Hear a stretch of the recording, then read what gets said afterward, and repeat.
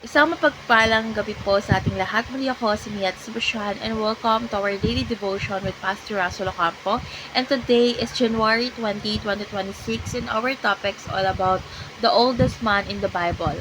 So our concept is all about who is Methuselah, so the meaning of life. So si Methuselah ang pinakamatandang taong nabuhay ayon sa Biblia 969 years ago.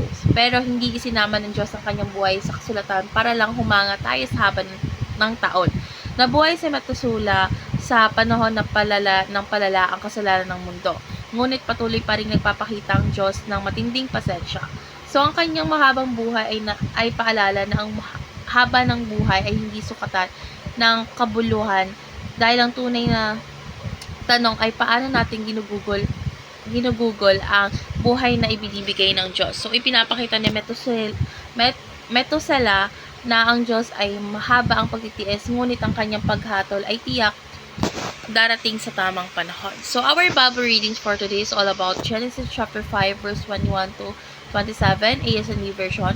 Umabot ng 969 na taon ang buhay ni Methuselah at siya'y namatay. So, ngayon, nadako na tayo sa ating teaching. So, yung first teaching is Methuselah shows that life is not about duration, but about meaning.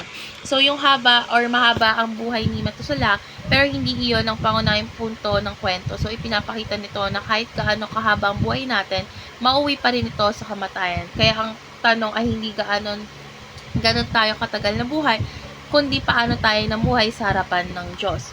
Second is Methuselah shows God's long suffering.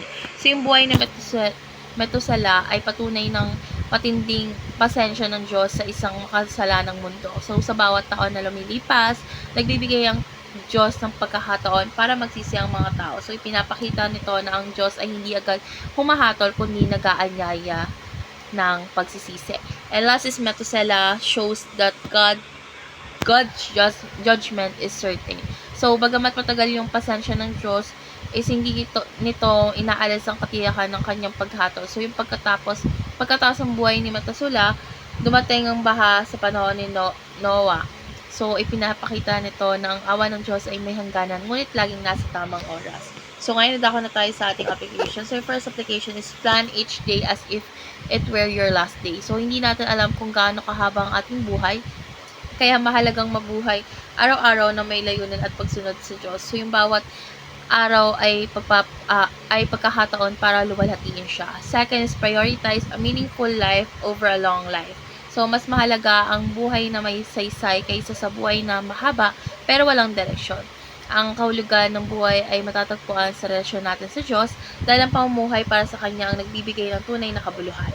And last is produce good works for the glory of God. So, yung buhay na makabuluhan ay namumunga ng mabubuting gawa. So, hindi tayo niligtas dahil sa gawa, ngunit tayo ay niligtas upang gumawa ng mabuti. So, hayaan natin ang ating buhay ay maging patotoo ng biyaya ng Diyos. So, ngayon nadako na tayo sa ating last part, which is our discussion. And our discussion talks about why is it important to think about how we live our lives, not just how long we live. So, yung tanong na why is it important to think about how we live our lives, not just how long we live, ay mahalaga dahil pinapaalala nito na ang buhay ay may hangganan. Mula sa devotion na ito, natutunan ko na ang haba ng buhay ay hindi guarantee ng kabuluhan. So, kailangan natin ito i-apply sa ating buhay sa pamagitan ng mas intentional na pagsunod sa Diyos, paggamit ng oras sa tama, at pamumuhay na may layuning luwatiin siya araw-araw. So, dadako naman tayo sa pangalawang tanong na what is the meaning of Methuselah?